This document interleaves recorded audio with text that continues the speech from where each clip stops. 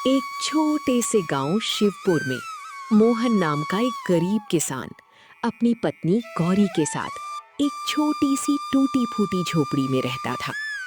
झोपड़ी की छत जगह जगह से टूटी हुई थी। जब भी बारिश होती घर के अंदर पानी टपकने लगता था। दीवारों पर मिट्टी उखड़ चुकी थी और कोने में रखा अनाज का मटका लगभग खाली पड़ा था। मोहन के पास अपनी कोई जमीन नहीं थी। वो रोज सुबह सूरज निकलने से पहले उठ जाता और गांव के अमीर किसानों के खेतों में मजदूरी करने चला जाता। पूरा दिन धूप में पसीना बहाने के बाद भी उसे इतने पैसे नहीं मिलते थे कि घर का खर्च ठीक से चल सके। कभी दाल बनती तो सब्जी नहीं होती, कभी आटा होता तो घर में तेल खत्म हो जाता। कई बार ऐसा भी होता कि मोहन और गौरी सिर्फ पानी पीकर ही सो जाते। उस रात भी घर में अंधेरा था। एक छोटा सा दिया जल रहा था जिसकी लौ बार बार हिल रही थी। गौरी कोने में बैठी खाली बर्तन देख रही थी। उसकी आंखों में चिंता साफ दिखाई दे रही थी। मोहन, कब तक हम ऐसे ही जिंदगी बिताएंगे? हर दिन वही संघर्ष, वही चिंता, वही भूखे पेट सोना। मोहन चुपचाप बैठा जमीन की तरफ देखने लगा। गांव में सबके घर खुशियां हैं। किसी के घर नए कपड़े आते हैं, किसी के घर मिठाई बनती है और हमारे घर में चूल्हा भी मुश्किल से जलता है। मोहन ने गहरी सांस ली। मैं जानता हूं गौरी, तुम्हारी तकलीफ मुझसे छिपी नहीं है, लेकिन मैं क्या करूं? सुबह से शाम तक मेहनत करता हूं, फिर भी हाथ में बस कुछ सिक्के ही आते हैं। मैं तुमसे कभी सोना चांदी नहीं मांगती, न बड़े कपड़े न गहने। बस इतना चाहती हूँ कि घर में राशन खत्म होने की चिंता ना हो। कम से कम हमें 2 वक्त का खाना तो आराम से मिल जाए। मुझे बुरा लगता है जब मैं तुम्हें ऐसे परेशान देखता हूं। कभी कभी लगता है जैसे मैं अच्छा पति ही नहीं हूं। गौरी तुरंत बोल उठी। ऐसा मत कहिए, आप दिन रात मेहनत करते हैं। गलती आपकी नहीं, हमारी किस्मत की है। किस्मत भी कब तक नाराज रहेगी? एक दिन जरूर बदलेगी। आप हर बार यही कहते हैं, लेकिन वक्त बदलता हुआ दिखाई नहीं देता। कुछ देर दोनों के बीच सन्नाटा छा गया। बाहर ठंडी हवा चल रही थी। अचानक गौरी ने खाली डिब्बा उठाकर दिखाया। देखिए, घर में आटा भी खत्म होने वाला है। कल के बाद शायद हमारे पास खाने को कुछ नहीं बचेगा। मोहन चिंतित हो गया। इतनी जल्दी सब खत्म हो गया? हाँ, मैं पिछले 3 दिन से थोड़ा थोड़ा बचाकर चला रही थी ताकि आपको पता ना चले। मोहन हैरान रह गया। तुमने मुझे बताया क्यों नहीं? आप पहले ही बहुत परेशान रहते हैं। मैं आपकी चिंता और नहीं बढ़ाना चाहती थी। मोहन की आंखें नम हो गई। माफ करना गौरी, मैं तुम्हें वो जिंदगी नहीं दे पाया जिसकी तुम हकदार हो।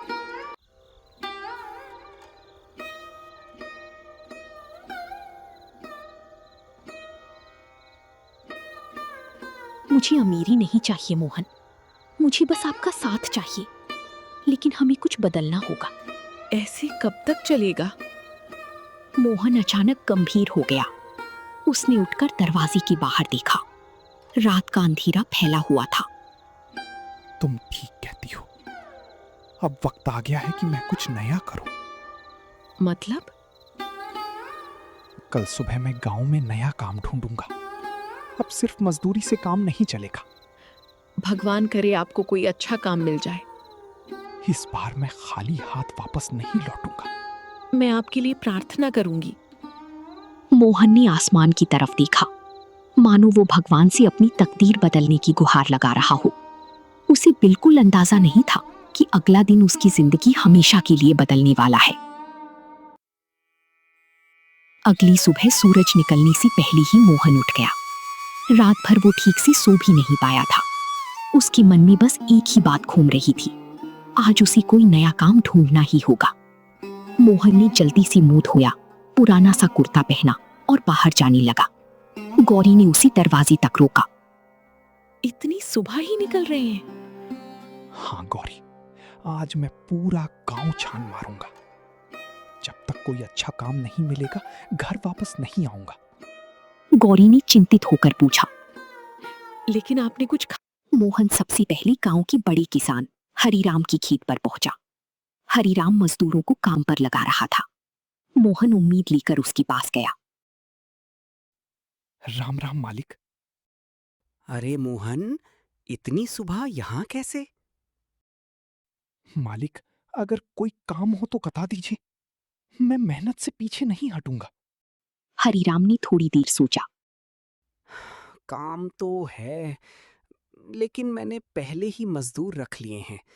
अब जरूरत नहीं है। मोहन का चेहरा उतर गया। अगर किसी और काम की जरूरत हो तो मुझे याद रखिएगा। ठीक है, जरूरत हुई तो बुला लूंगा। मोहन वहां से आगे बढ़ गया। अब वो गांव की बनिए लाला केशव की दुकान पर पहुंचा। लाला जी, कोई काम हो तो बताइए। सामान उठाने, सफाई करने, हिसाब रखने। लाला ने ऊपर से नीचे तक मोहन को देखा। हिसाब किताब आता है तुम्हें?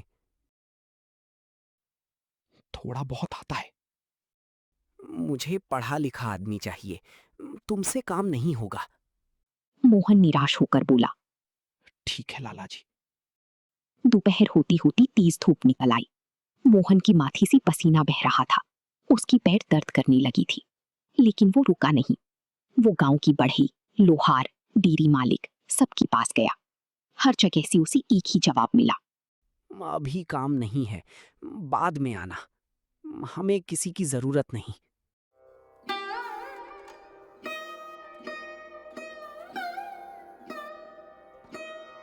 धीरे धीरे दोपहर बीत गई। मोहन अब बहुत थक चुका था।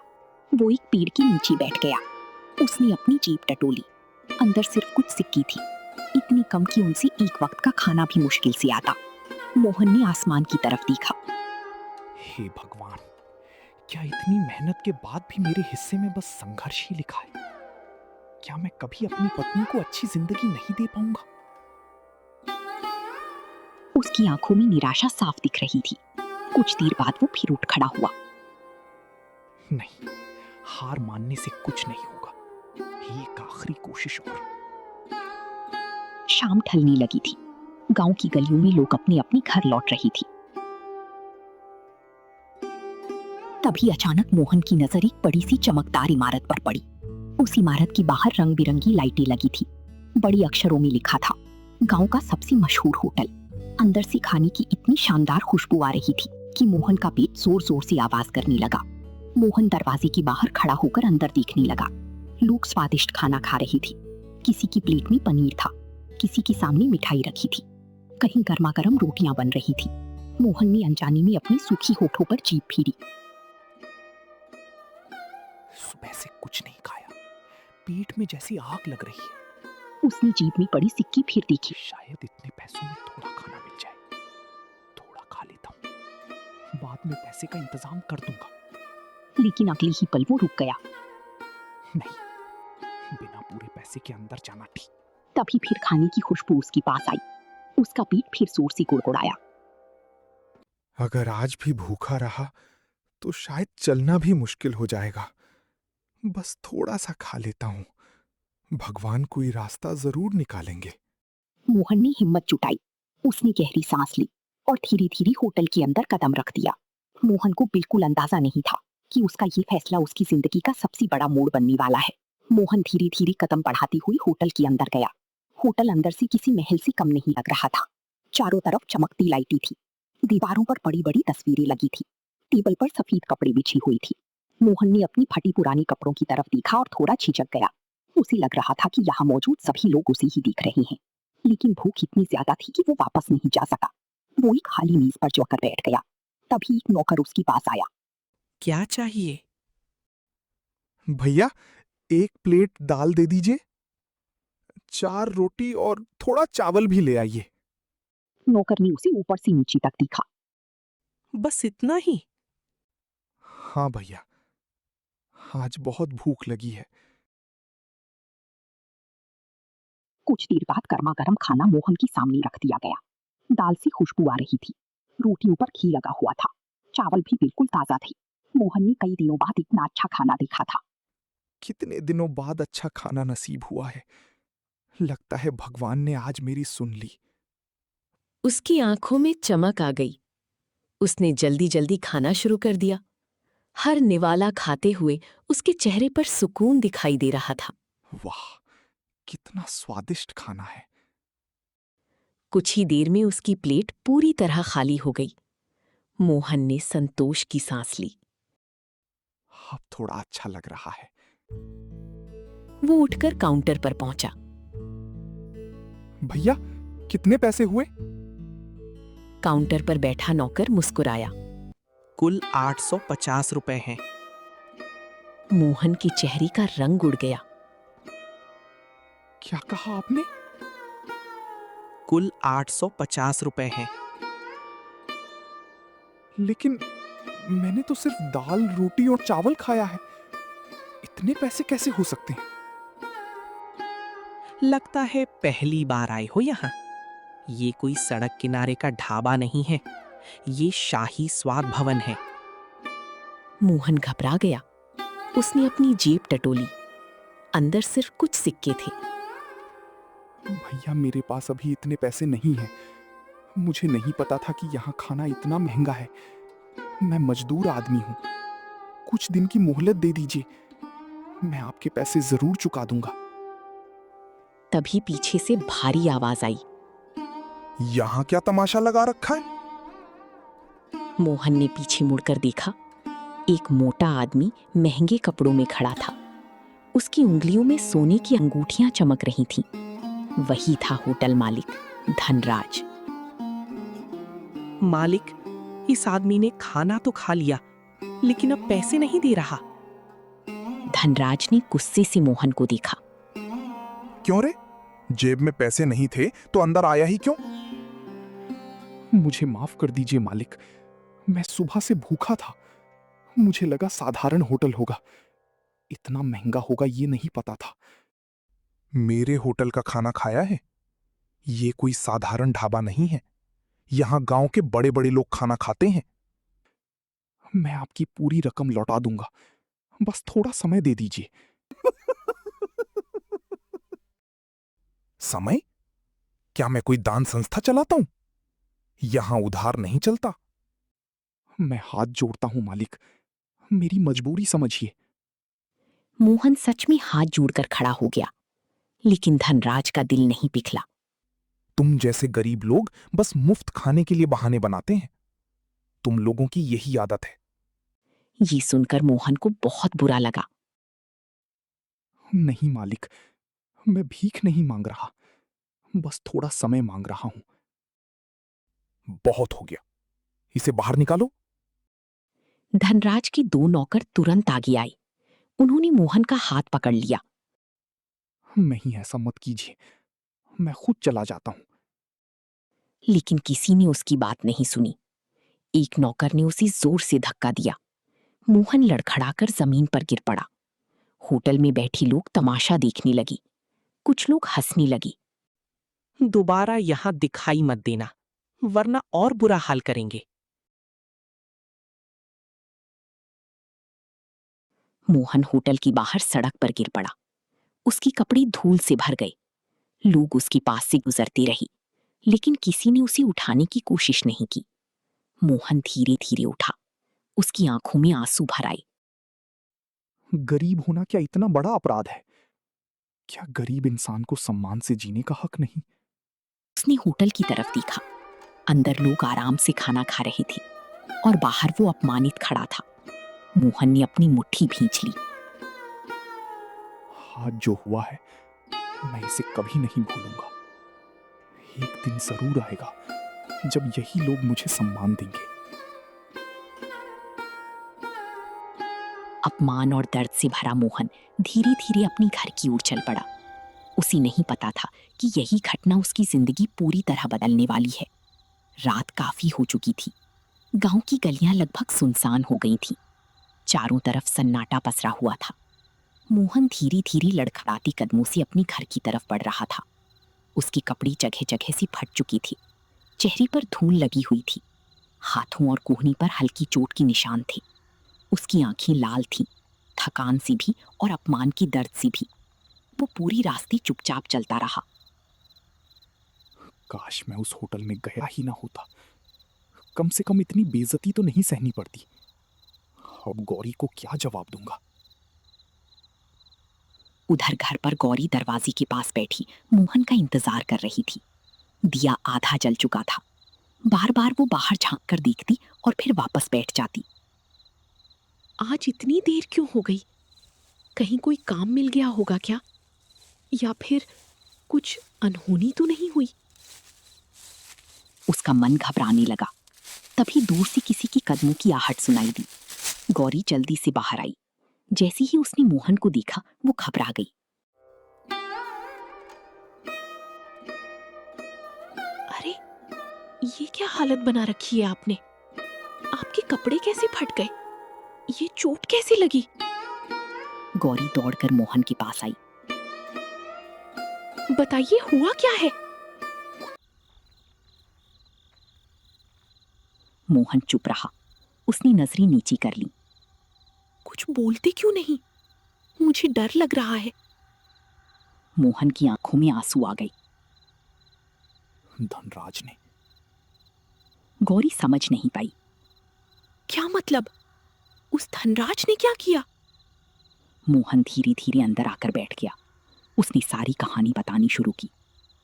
पूरा दिन काम ढूंढता रहा, लेकिन कहीं काम नहीं मिला। सुबह से भूखा था। शाम को उसकी होटल के सामने पहुंच गया। भूख इतनी थी कि खुद को रोक नहीं पाया। थोड़ा खाना खा लिया, लेकिन जब पैसे पूछे, फिर? दाल रोटी के 850 रुपए मांगे। क्या? इतने पैसे? ये तो लूट है। मोहन कड़वाहट से हंस पड़ा। मुझे भी यही लगा था। जब मैंने कहा कि मेरे पास इतने पैसे नहीं हैं, तो उसने सबके सामने मेरा मजाक उड़ाया। मुझे गरीब, भिखारी और धोखेबाज कहा।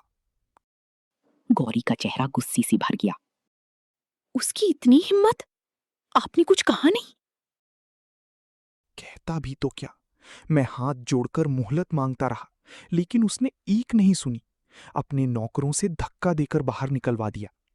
गौरी की आंखें भर आई। हे भगवान, आपको इतना सब सहना पड़ा और मैं यहां बैठी आपका इंतजार करती रही। सब लोग मुझे देखकर हंस रहे थे। कोई मदद के लिए आगे नहीं आया, जैसे गरीब इंसान की कोई इज्जत ही नहीं होती। ऐसा मत कहिए। गरीब होना शर्म की बात नहीं है। शर्म तो उसे आनी चाहिए जिसने आपकी मजबूरी का मजाक उड़ाया।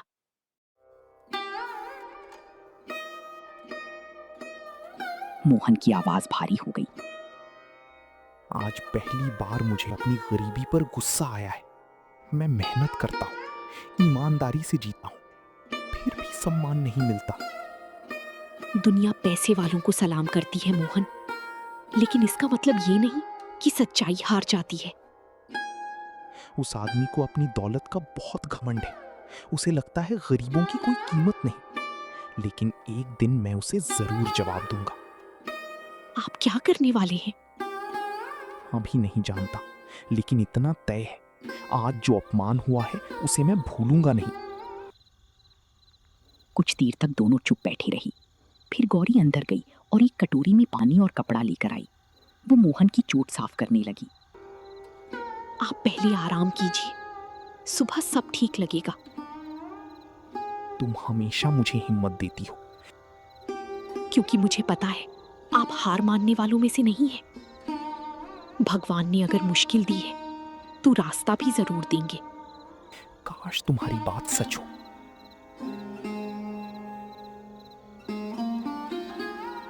उस रात मोहन सो तो गया, लेकिन उसकी आंखों में अपमान की आग जल रही थी। उसे बिल्कुल अंदाजा नहीं था कि अगले ही दिन उसकी जिंदगी एक अनोखी मोड़ पर पहुंचने वाली है। उस रात मोहन की आंखों में नींद नहीं थी। धनराज द्वारा किया गया अपमान उसके दिल में आग की तरह जल रहा था। गौरी की सूझाने के बाद भी वो चुपचाप बैठा रहा। बार बार वही दृश्य उसकी आंखों के सामने आ रहा था। लोगों की हंसी, धनराज का घमंड और खुद का अपमान। मैं इतना कमजोर क्यों हूं? मेहनत करने के बाद भी सम्मान नहीं मिलता। क्या गरीब इंसान की कोई कीमत नहीं होती? अचानक वो उठ खड़ा हुआ। उसका मन घर में नहीं लग रहा था। वो बिना कुछ कही घर से बाहर निकल गया। रात का अंधेरा चारों तरफ फैल चुका था। आसमान में चांद बादलों के पीछे छिपा हुआ था। ठंडी हवा चल रही थी। मोहन बिना दिशा सूची बस चलता जा रहा था। उसे पता ही नहीं चला कि वो गांव से बहुत दूर निकल आया है।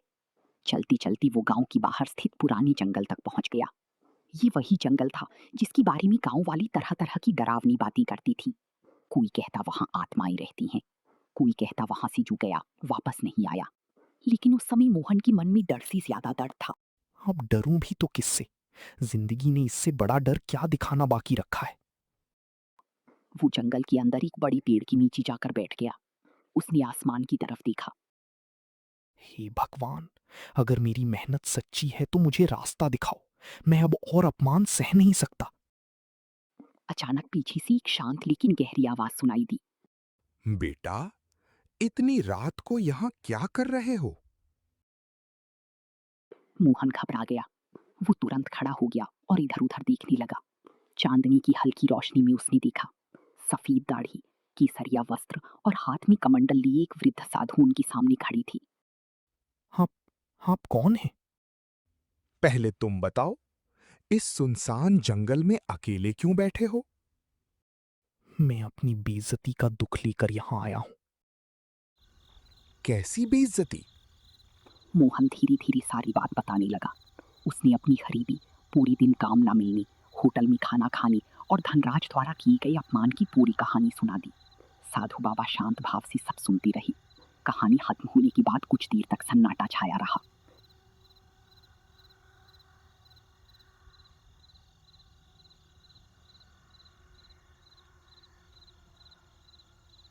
फिर साधु बाबा हल्का सा मुस्कुराए। तुम्हारी आंखों में गुस्सा है, लेकिन लालच नहीं है। मैं समझा नहीं बाबा।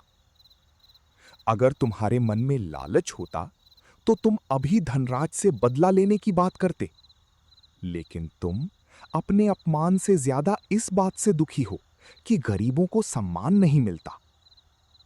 मैं बस इतना चाहता हूँ बाबा कि कोई गरीब भूखा ना सोए और किसी गरीब का अपमान सिर्फ इसलिए ना हो कि उसके पास पैसे नहीं हैं। यही भावना तुम्हें सबसे अलग बनाती है। तुम सेवा करना चाहते हो, इसलिए मैं तुम्हारी मदद करूंगा। मेरी मदद? लेकिन कैसे?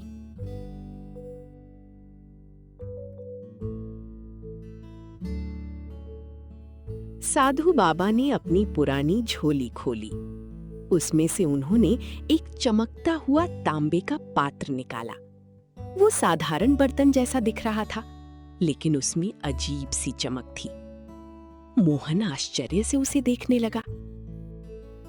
ये कोई साधारण पात्र नहीं है, ये जादुई पात्र है। जादुई? हाँ, तुम जो भी भोजन मांगोगे ये तुम्हें तुरंत देगा। क्या सच में? विश्वास करके देखो, जो खाना चाहो उसका नाम लो। गर्मा गर्म खिचड़ी। अचानक पात्र चमकने लगा। कुछ ही क्षणों में उसमें से खुशबू आने लगी और अगले पल पात्र में गर्मा गर्म खिचड़ी दिखाई देने लगी। मोहन की आंखें फटी रह गईं। ये कैसे संभव है? दुनिया में बहुत कुछ संभव है बेटा, बस विश्वास होना चाहिए। बाबा, आपने तो मेरी जिंदगी बदल दी। अभी पूरी बात सुनो। इस पात्र के साथ एक नियम जुड़ा है। तुम कभी जरूरतमंद से ज्यादा पैसे नहीं लोगे, भूखे इंसान की मजबूरी का फायदा नहीं उठाओगे और इस पात्र का उपयोग सिर्फ अच्छे काम के लिए करोगे। अगर मैंने नियम तोड़ा तो ये पात्र हमेशा के लिए अपना जादू खो देगा। मैं वचन देता हूं बाबा, मैं कभी लालच नहीं करूंगा।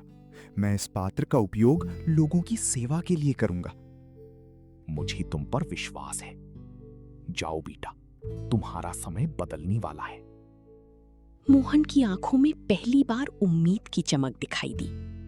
उसने श्रद्धा से साधु बाबा की चरण छुए। धन्यवाद बाबा, मैं आपका उपकार कभी नहीं भूलूंगा। आज उसके कदम हल्के थे, दिल में नई उम्मीद थी। उसे महसूस हो रहा था कि शायद भगवान ने आखिर उसकी सुन ली है। रात काफी हो चुकी थी जब मोहन जादुई पात्र लेकर घर पहुंचा। उसके चेहरे पर थकान जरूर थी, लेकिन इस बार उसकी आंखों में निराशा नहीं बल्कि उम्मीद दिखाई दे रही थी। वो तेजी से झोपड़ी के अंदर गया। गौरी अभी तक जाग रही थी। वो दरवाजे की तरफ बार बार देख रही थी। जैसे ही उसने मोहन को देखा, तुरंत उसके पास आई। आप फिर बाहर चले गए थे? मैं बहुत घबरा गई थी। ये क्या है और आप इसे कहाँ से लाए? आज मेरे साथ कुछ ऐसा हुआ है जिस पर शायद तुम्हें विश्वास ना हो। अब पहेलियां मत बुझाइए, सीधे सीधे बताइए क्या हुआ। मोहन बैठ गया और उसने गौरी को जंगल में हुई सारी घटना बताई। साधु बाबा से मुलाकात, जादुई पात्र और उसके नियम, सब कुछ। गौरी ध्यान से सुनती रही। कहानी खत्म होती ही वो कुछ पल चुप रही। आप सच कह रहे हैं? जादुई पात्र जो मनचाहा खाना दे सकता है? मुझे भी पहले विश्वास नहीं हुआ था, लेकिन मैंने अपनी आंखों से देखा है। अगर ऐसा है तो हमें अभी देखना चाहिए। ठीक है, तुम खुद देख लो। मोहन ने जादुई पात्र को जमीन पर रखा। दोनों उत्सुकता से उसे देखने लगी। अचानक पात्र हल्का सा चमकने लगा। कुछ ही क्षणों में उसमें से खुशबू आने लगी और देखते ही देखते पात्र स्वादिष्ट पूरी और सब्जी से भर गया। गौरी आश्चर्य से उछल पड़ी। अरे, ये तो सच में जादू है। मैंने ऐसा कभी नहीं देखा। अब तुम्हें यकीन हुआ? भगवान ने सच में हमारी सुन ली। अब हमें कभी भूखा नहीं सोना पड़ेगा। नहीं गौरी, ये सिर्फ हमारे लिए नहीं है। याद है मैंने बाबा से क्या वचन दिया? इसका उपयोग लोगों की सेवा के लिए करना है। तो फिर हमें क्या करना चाहिए? मोहन कुछ देर सोचने लगा। फिर अचानक उसके चेहरे पर मुस्कान आई। हम दुकान खोलेंगे। हाँ, एक छोटी सी भोजन की दुकान, जहां गरीब और मजदूर बहुत कम पैसों में भर पेट खाना खा सकें। ये बहुत अच्छा विचार है, लेकिन पैसे कितने लेंगे? बस इतने कि लोग सम्मान के साथ खाना खा सकें। ना मुफ्त ना बहुत महंगा, सिर्फ 5 रुपए। सिर्फ 5 रुपए? इतने में तो कोई भी खा सकेगा। यही तो चाहता हूं, कोई भी भूखा ना रहे।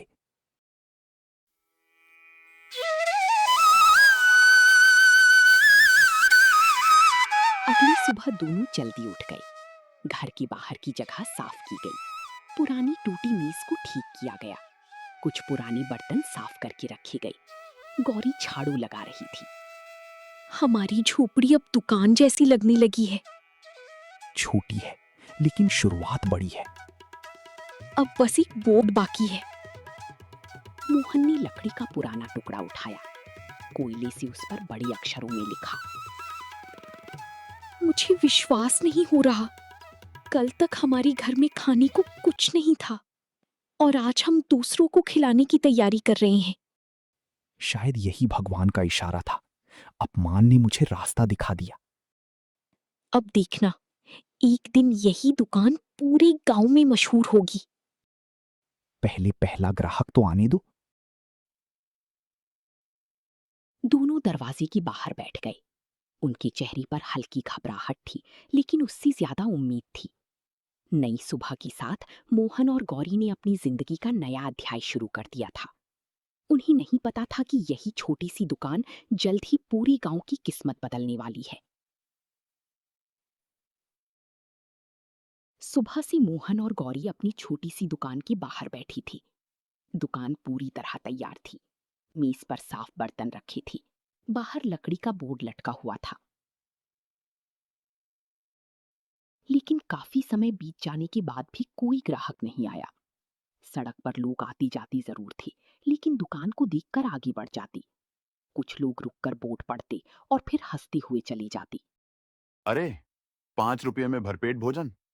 ये मजाक है क्या? आजकल 5 रुपए में पानी भी मुश्किल से मिलता है। लगता है नई दुकान खोलकर लोगों को बेवकूफ बना रहे हैं। मोहन ये सब सुनकर थोड़ा उदास हो गया। शायद कोई नहीं आएगा। लोगों को हमारी बात पर भरोसा नहीं है। इतनी जल्दी हार मत मानिए। हर शुरुआत में समय लगता है। पहला ग्राहक जरूर आएगा। उम्मीद तो यही है। दोपहर होने लगी। धूप तेज हो चुकी थी। मोहन और गौरी अब भी इंतजार कर रही थी। तभी दूर से एक कमजोर सा बूढ़ा व्यक्ति धीरे धीरे लाठी टेकते हुए आता दिखाई दिया। उसके कपड़े पुराने थे, चेहरा थका हुआ था। वो दुकान के सामने आकर रुका और बोर्ड पढ़ने लगा। क्या सच में सिर्फ 5 रुपए में खाना मिलता है? हाँ बाबा, बिल्कुल। बेटा, मेरे पास सिर्फ 5 रुपए ही हैं। अगर ज्यादा पैसे हुए तो मैं नहीं दे पाऊंगा। बस उतने ही चाहिए, ना 1 रुपया ज्यादा ना कम। आजकल 5 रुपए में कोई कुछ नहीं देता। तुम सच बोल रहे हो ना? बिल्कुल सच। ये दुकान ही इसलिए खोली है ताकि कोई भूखा ना रहे। भगवान तुम्हारा भला करे बेटा। सुबह से कुछ नहीं खाया, बहुत भूख लगी है। आप चिंता मत कीजिए, अभी खाना लाता हूं। मोहन अंदर गया और जादुई पात्र के सामने खड़ा हो गया। गर्मा गर्म दाल, ताजी रोटियां, चावल और सब्जी। जादुई पात्र हल्का सा चमका। कुछ ही क्षणों में उसमें स्वादिष्ट खाना तैयार हो गया। मोहन खुशी से प्लेट सजाने लगा। गौरी ये सब देखकर मुस्कुरा रही थी। लगता है हमारी शुरुआत अच्छी होने वाली है। मोहन प्लेट लेकर बाहर आया। उसने बूढ़ी के सामने खाना रखा। लीची बाबा, गर्मा गर्म खाना। अरे वाह, इतना सारा खाना सिर्फ 5 रुपए में। हाँ बाबा, आराम से खाइए।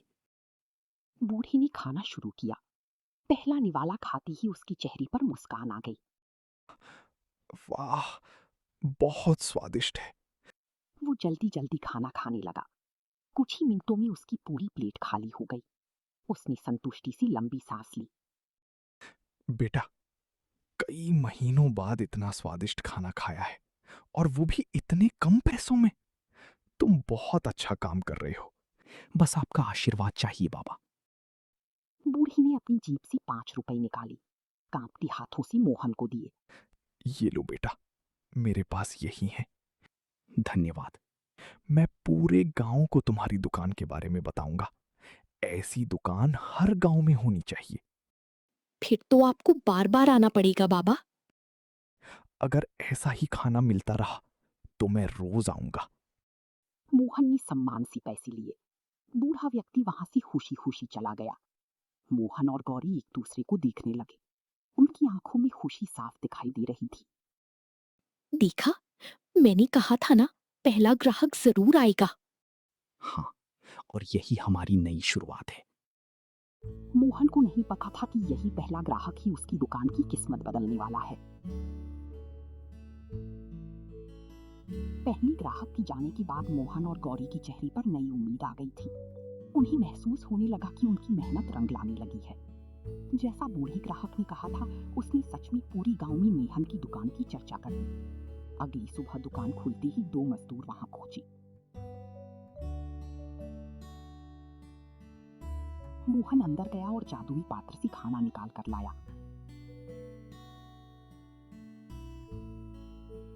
दोनों मजदूरों ने खाना खाया और बहुत खुश हुए। धीरे धीरे ये खबर पूरे गांव में फैल गई। अब सिर्फ मजदूर ही नहीं, बूढ़े, बच्चे और गरीब परिवार भी दुकान पर आने लगे। दुकान के बाहर रोज लंबी लाइन लगने लगी। कोई दाल मांगता, कोई पूरी सब्जी, कोई खिचड़ी, कोई मिठाई, और मेहन सबको मुस्कुराकर खाना देता। कुछ ही दिनों में मेहन की दुकान पूरी गांव की सबसे पसंदीदा जगह बन गई। अब लोग दूर दूर से भी वहां आने लगे। दुकान छोटी थी, लेकिन लोगों के दिल में उसकी जगह बड़ी हो गई थी। उधर दूसरी तरफ धनराज के होटल का हाल खराब होने लगा। जहां पहले हर टेबल भरी रहती थी, अब वहां सन्नाटा था। कुर्सियां खाली पड़ी थीं, नौकर बेकार खड़े रहते थे। धनराज गुस्से में काउंटर पर बैठा हिसाब देख रहा था। कल सिर्फ 3 ग्राहक। मालिक, ज्यादातर लोग अब मोहन की दुकान पर जा रहे हैं। उस गरीब की इतनी हिम्मत, मेरे होटल से ग्राहक छीन रहा है। लोग कह रहे हैं वहां बहुत अच्छा खाना मिलता है और कीमत भी बहुत कम है। असंभव, इतने कम दाम में कोई इतना अच्छा खाना नहीं बेच सकता। जरूर कोई राज है। मालिक, आपने बुलाया था? हाँ रघु, मुझे पता लगाना है कि उस मोहन के पास ऐसा कौन सा खजाना है। वो इतना सस्ता खाना कैसे बेच रहा है? आप चिंता मत कीजिए मालिक, मैं आज से ही उस पर नजर रखता हूं। ध्यान रही, मुझे उसका पूरा राज चाहिए। अगर जरूरत पड़े तो उसका पीछा करना, लेकिन मुझे सच पता चलना चाहिए। जी मालिक, जल्द ही सब पता चल जाएगा। उधर मोहन अपनी दुकान में व्यस्त था। उसे अंदाजा भी नहीं था कि उसकी सफलता अब किसी और की जलन बन चुकी है, और यही जलन जल्द ही एक नई मुसीबत लेकर आने वाली थी। धनराज के आदेश के बाद रघु रोज मोहन की दुकान के आसपास मंडराने लगा। वो कभी ग्राहक बनकर आता, कभी दूर खड़ा होकर सब देखता, लेकिन उसे समझ नहीं आ रहा था कि मोहन आखिर इतना स्वादिष्ट खाना इतनी कम कीमत में कैसे दे रहा है। रघु मन में, कुछ तो गड़बड़ है। रघु मन में, इतने कम पैसों में ये संभव ही नहीं। एक दिन रघु दुकान के पीछे जाकर छिप गया। उसे खिड़की से अंदर का हिस्सा दिखाई दे रहा था। तभी उसने देखा कि मोहन एक तांबे के पात्र के सामने खड़ा है। अचानक पात्र चमक उठा और अगले ही पल उसमें से ताजा खाना निकल आया। रघु की आंखें फटी रह गईं। वो तुरंत वहां से भागा और धनराज के पास पहुंचा। मालिक, मुझे सब पता चल गया। जल्दी बता। मोहन के पास एक जादुई पात्र है। वो उससे जो चाहे खाना निकलवा लेता है। अगर ये सच है तो वो पात्र अब मेरा होगा। मालिक, क्या करने वाले हैं? आज रात हम उसे चुरा लेंगे। बहुत बढ़िया योजना है। रात गहरी हो चुकी थी।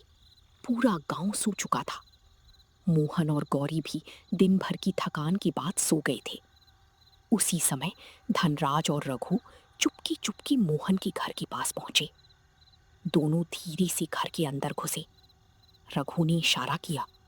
धनराज ने देखा, कमरे के कोने में वही चमकता तांबे का पात्र रखा था।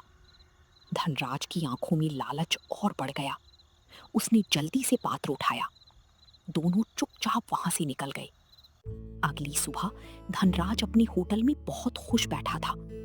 उसने जादुई पात्र को मेज पर रखा। अब देखता हूं मोहन मेरे बिना कैसी दुकान चलाता है, और मैं इस पात्र से दुनिया का सबसे अमीर आदमी बन जाऊंगा। मालिक, जल्दी कुछ मांगिए। धनराज ने पात्र के सामने हाथ फैलाया। सोने की मिठाई? फिर भी कुछ नहीं हुआ। शायद बड़े आदेश चाहिए। शाही पकवान? मालिक, शायद और बड़ा मांगिए। ठीक है, हीरे वाला केक? फिर भी पात्र शांत पड़ा रहा। धनराज गुस्से में आ गया। ये क्या मजाक है? कल तक तो इससे खाना निकल रहा था। मुझे समझ नहीं आ रहा मालिक। धनराज ने पात्र पर हाथ मारा। चल काम कर। अचानक पात्र जोर से चमकने लगा। रघु डर गया। अरे वाह, अब आया मजा। लेकिन अगले ही पल पात्र से दाल उछलकर बाहर आई, सीधी धनराज के चेहरे पर गिरी। फिर सब्जी बाहर निकलकर उसकी पोशाक पर गिर गई। अचानक चावल पूरी कमरे में उड़ने लगे। रोटियां हवा में घूमने लगी। दाल, सब्जी और चावल हर तरफ फैल गए। टेबल, कुर्सियां, दीवारें सब गंदे हो गए। धनराज फिसलकर जमीन पर गिर पड़ा। रघु भी फिसल गया। होटल के बाहर खड़े लोगों ने शोर सुना। गांव वाले अंदर झांकने लगे। अंदर का दृश्य देखकर सब हंस पड़े, लेकिन अब कोई उसकी बात सुनने वाला नहीं था। लोगों की हंसी रुक ही नहीं रही थी। धनराज को पहली बार समझ आ रहा था कि दूसरों का अपमान करने का दर्द क्या होता है, लेकिन उसकी असली परीक्षा अभी बाकी थी। धनराज शर्म से सिर झुकाकर खड़ा था, लेकिन गांव वाले नहीं रुके। उसी समय अचानक होटल के अंदर तेज रोशनी फैल गई। सभी लोग चौंक गए। रोशनी धीरे धीरे शांत हुई और सबने देखा साधु बाबा वहां खड़े थे। उनके चेहरे पर गंभीरता थी। गांव वाले तुरंत शांत हो गए। प्रणाम बाबा, सुखी रहो बेटा। आप कौन हैं? मैं वही हूं जिसने ये पात्र मोहन को दिया था। तो ये सब आपकी वजह से हुआ? नहीं, ये सब तुम्हारे कर्मों की वजह से हुआ। ये पात्र सेवा करने वालों का साथ देता है। जो भूखी को भोजन कराए उसका सम्मान करे। ये पात्र उसी की सहायता करता है। लेकिन जो लालच करे, दूसरों का हक छीने और गरीबों का अपमान करे, ये पात्र उसका साथ कभी नहीं देता। मुझसे बहुत बड़ी गलती हो गई। मैंने सिर्फ पैसे को महत्व दिया। मैंने गरीबों को हमेशा छोटा समझा और मोहन के साथ बहुत गलत किया। धनराज धीरे धीरे मोहन के पास गया। उसने हाथ जोड़ लिए। मोहन, मुझे माफ कर दो। मैंने तुम्हारा अपमान किया, तुम्हारा पात्र चुराया और तुम्हारी सफलता से जलता रहा। मोहन कुछ पल शांत रहा। फिर उसने मुस्कुराकर कहा, गलती हर इंसान से होती है, लेकिन गलती मान लेना ही सबसे बड़ी शुरुआत है। क्या तुम मुझे माफ कर सकते हो? अगर तुम्हें सच में अपनी गलती का एहसास है तो माफी शब्दों से नहीं, कर्मों से दिखाओ। मैं वचन देता हूं, आज से मेरे होटल में कोई गरीब भूखा नहीं जाएगा। मैं रोज जरूरतमंदों को मुफ्त भोजन दूंगा। साधु बाबा मुस्कुराए। यही सच्ची जीत है, जब इंसान अपनी भीतर की बुराई को हराए। उस दिन की बात धनराज सच में बदल गया।